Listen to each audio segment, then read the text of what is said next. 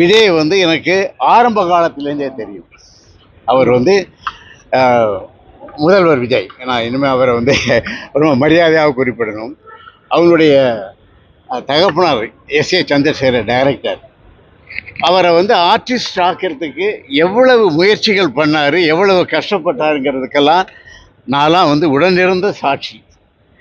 என்னுடைய படத்தில் நடிச்சிருக்காரு, நான் அவரோட நடிச்சிருக்கேன். சிறந்த மனிதர்.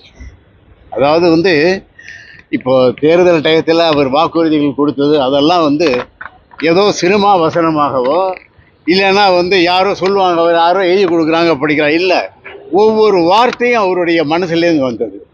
நீங்கள் அவர் எல்லாரும் நம்புங்க, நிச்சயமாக தமிழ்நாட்டிற்கு ஒரு ஊழலற்ற நம்மளை ரொம்ப பாதிச்சுக்கிட்டே ஊழல் இருந்தால் அந்த ஊழலற்ற லஞ்சமற்ற ஊழல் லஞ்சம் எல்லாம் ஒன்றுக்கு ஒன்று கசின்ஸ் மாதிரி அந்த ஆட்சியை நிச்சயமாக விஜய் அவர்கள் கொடுப்பார்கள்.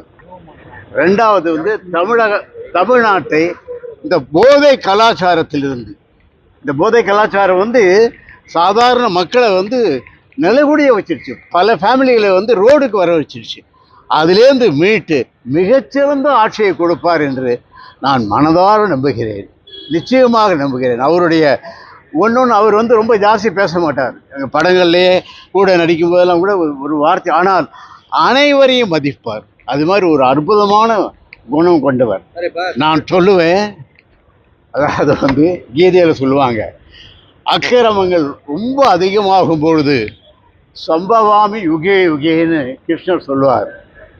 நான் வந்து மோடிக்கு அது மாதிரி சொல்லியிருக்கேன், தமிழ்நாட்டிற்கு விஜய் அவர்களுக்கு அது மாதிரி சொல்கிறேன், சம்பவாமி யுகே யுகே வந்திருக்கார், சிறந்த ஆட்சியை கொடுப்பார்.